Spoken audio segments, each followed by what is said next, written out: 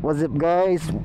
Today we are going to test drive this ZX254 of my friend Doc Kevin. He'll be using my RC200. So this is a test ride. Here, he has the Akrapovic exhaust. Dili full system, no? Not yet full system, but it's gonna be loud. And yon.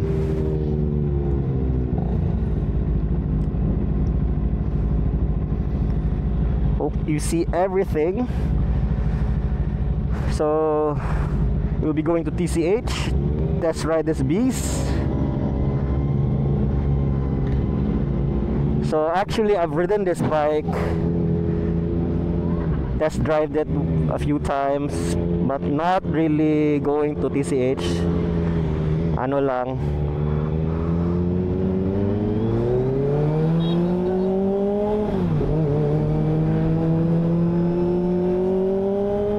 I've ridden this bike sa TCH but not really going to TCH. Short rides lang. But so far, it's a very fun bike, and we'll find out more how fun it is going to TCH talaga. Long, quick rides at TCH. So punta kami, or we're going to Shell first to pick up some friends. Let's do a quick pull on 4th gear.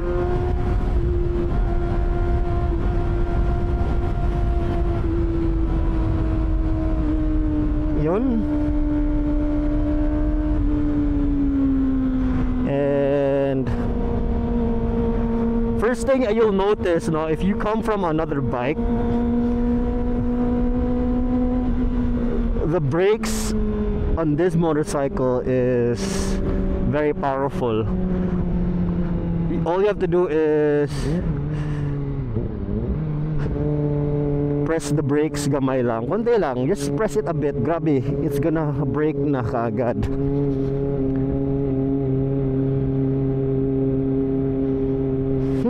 Bango, may basura. So I have to confirm if upshift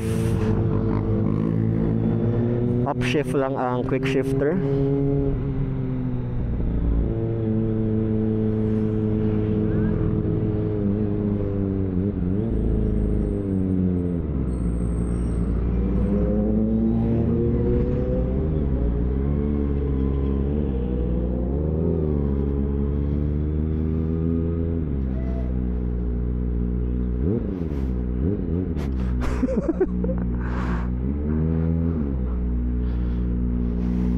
So we'll be riding with RC200 boys. Di ma-shoot. Yun. Asa naman sila?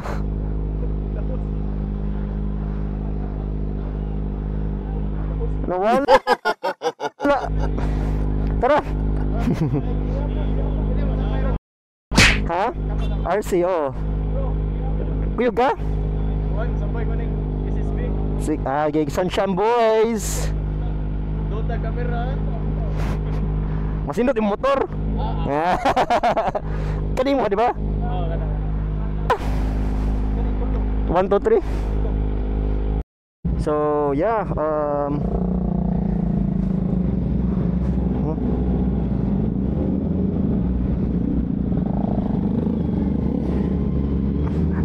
the owner forgot. Si Kevin, he forgot. Parang flat lang yung legit lagi. He forgot na agi pa mi sa Shell.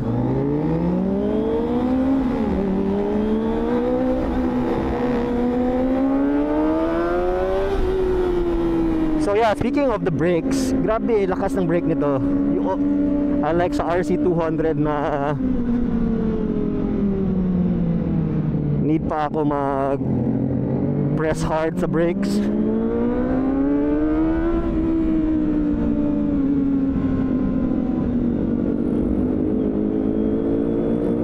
Kevin, sorry, I didn't notice. You did not follow.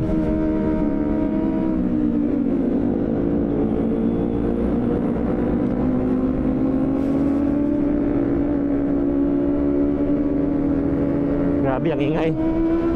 Much better if solo ride tayo kasi ang ingay ng mga motor din nila.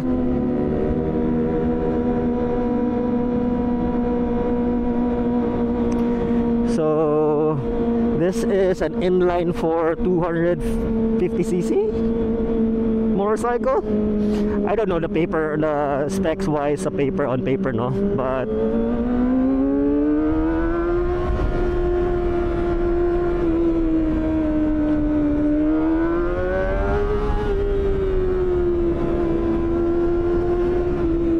I don't know how many horsepower as well. I think around 40 horsepower. Malapit lang sa ano, sa R3.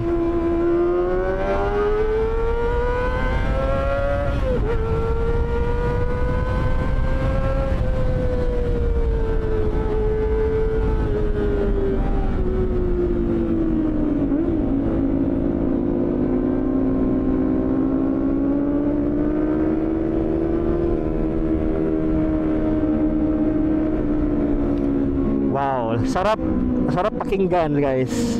Grabe, mag-enjoy talaga kayo. So this is my like third ride na with this one. The first two rides were just test drives sa TCH.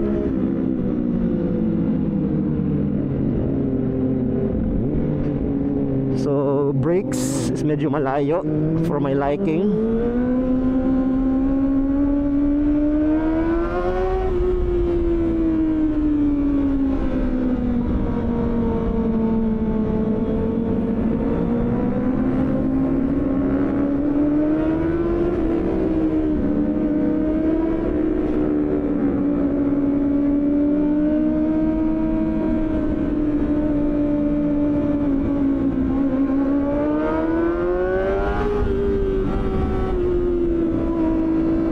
So current tires niya is not stock anymore, but the stock tires for these or for this motorcycle is the Dunlop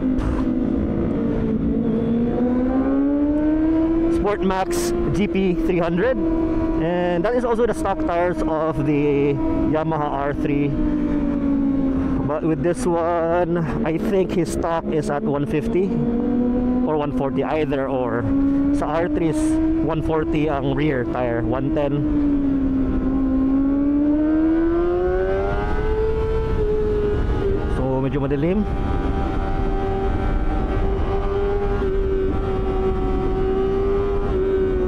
First corner of the day. Right now he's sporting a Rosso 3 Pirelli.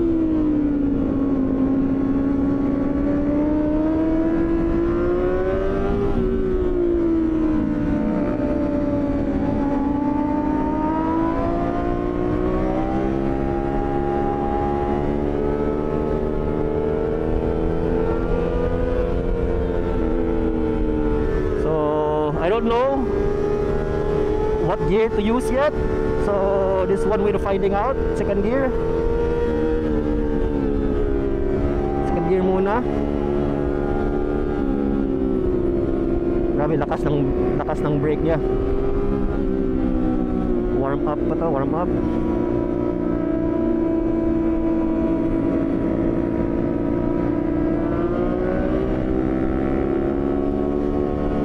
First thing I noticed, I can really feel the heat of the motorcycle then, since it's an inline 4. Grabe yung heat nito. Now again, back to the tires. The Dunlop Sport Max GP3, it's a decent tire. It's grippy, but the form of the tire is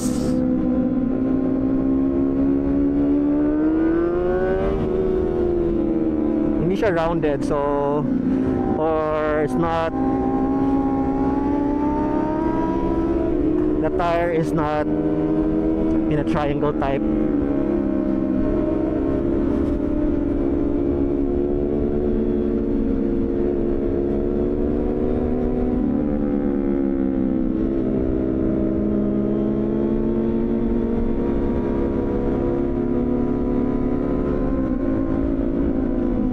Hindi siya triangle. Oh, grabe bro.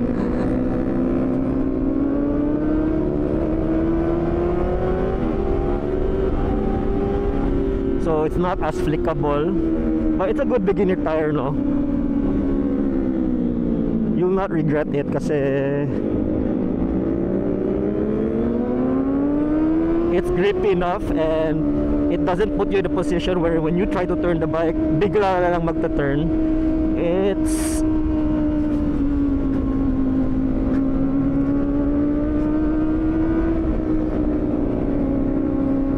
won't scare you kasi yung tire mo, yung forma ng tire mo is like triangle or sharp.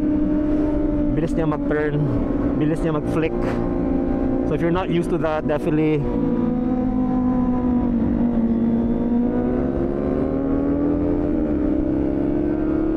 if you're not used to it, mabigla ka, especially you're a new rider.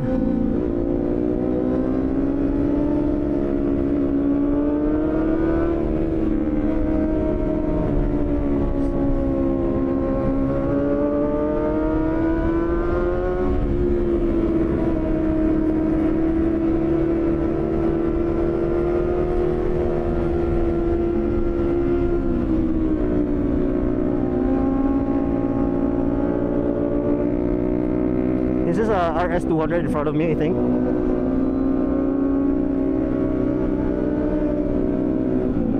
The Bajaj. Grabe ang ingay talaga. I think if you get this bike, guys, you need to wear ear plugs. It's getting kind of loud already. And hot as well.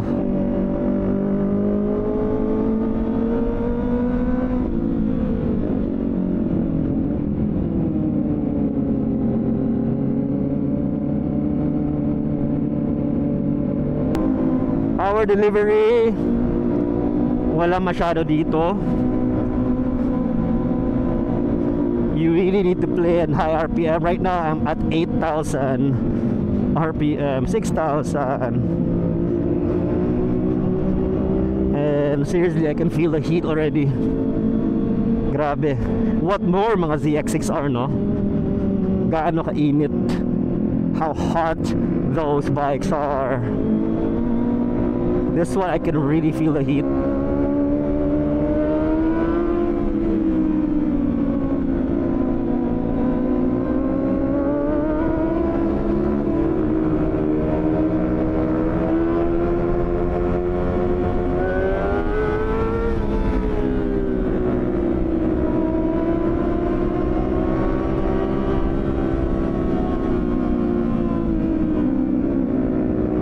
Doggy.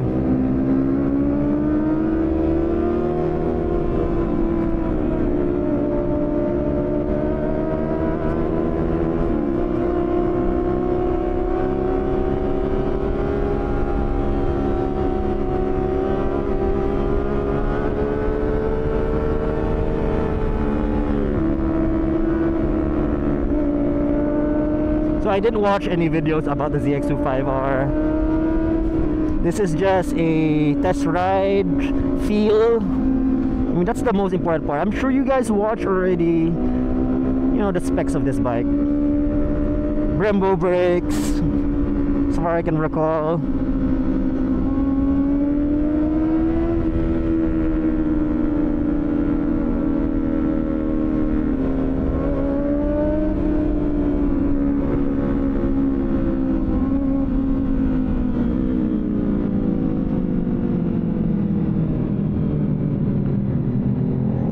Careful lang tayo. This is not our bike. This is like brand new price is 400 plus thousand.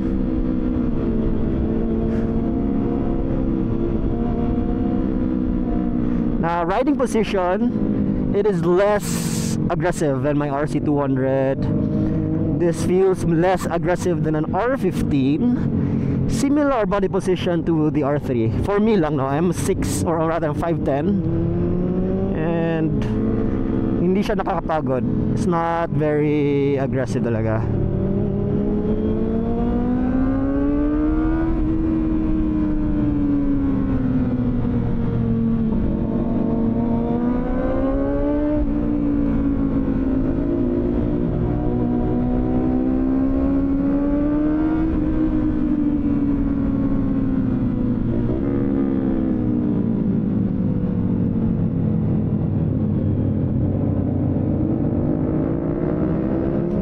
will not overtake that because may mga ano dyan eh, mga gravel, tapos baka may ano ka, may kasugat, and you need to brake a bit hard, and you might make a mistake on braking too hard and slide ang labas. So better safe than never.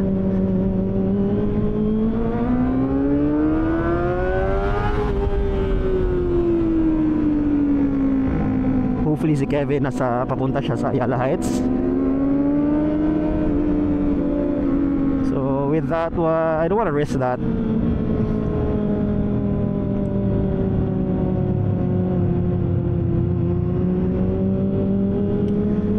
Pero flickability wise, okay na siya.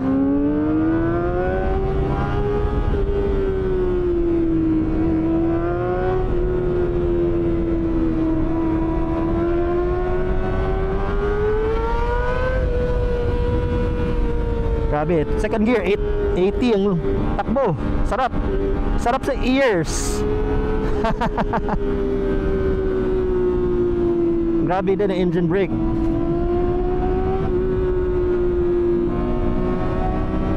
Konting throttle lang oh. Sarap. Yung sa RC200 ko full throttle lagi.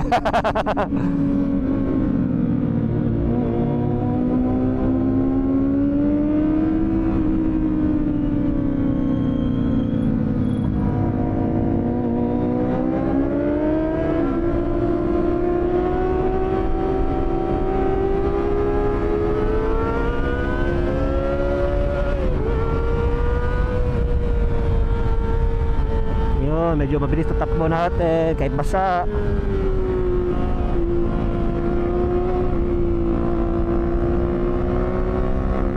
Palayo tayo konti kasi wala siyang cover, mudguard.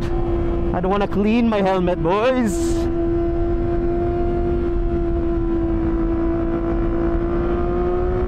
Yun na yung friend ko.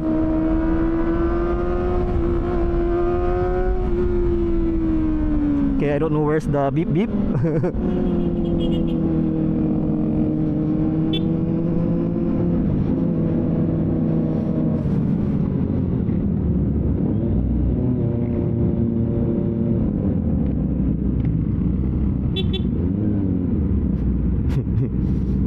Yun lang, sarap dito.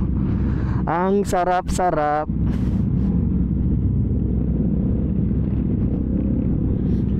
DPWH, kamusta na?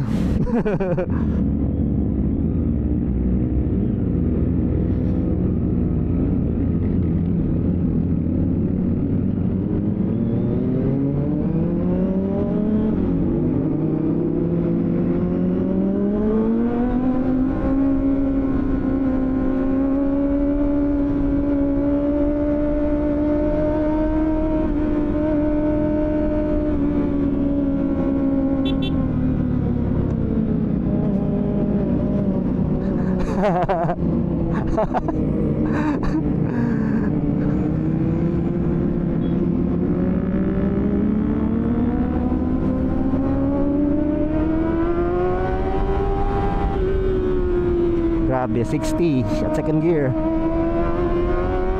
So if this is gonna be your first bike, no, it's not highly suggested, but it's your money. Your money, your rules. But if I were you, get a lower CC first.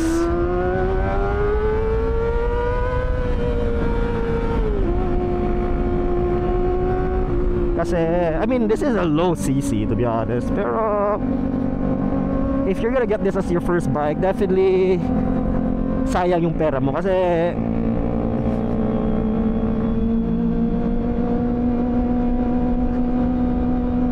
whether you like it or not, as a new rider, you will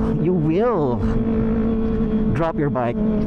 I'll say drop kasi aksidente, you know, you could get in an accident as well. Pero even how safe you are, dropping the bike is definitely will happen if it's your first bike. Handling the bike is iba talaga. manually handling it.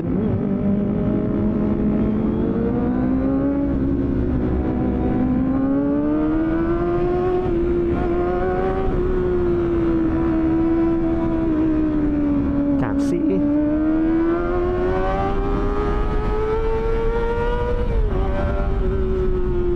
Ayoko bumanat kasi wet road.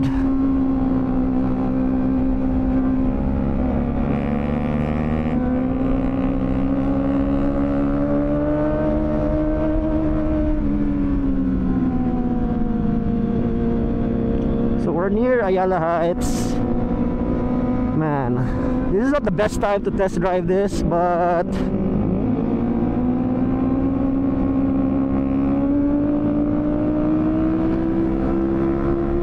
you know, it is what it is. This one has traction control, definitely.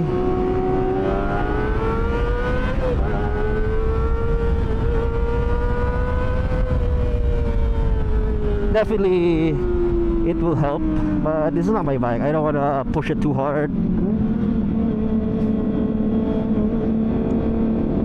I don't want to push this bike too hard. This is not my bike.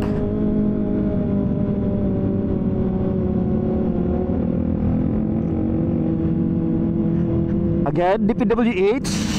Kailan to matatapos, DPWH? Kailan to matatapos? Parang 8 years na to.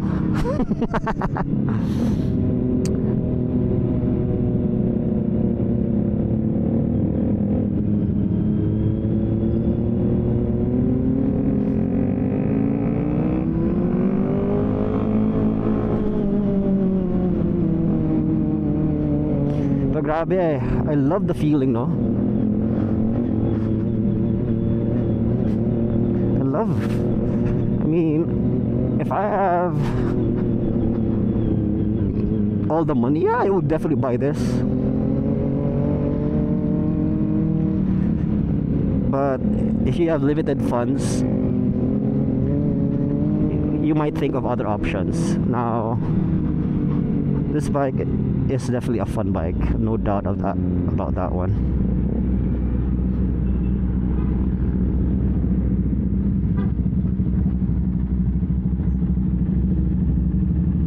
So, pahinga muna kami dito.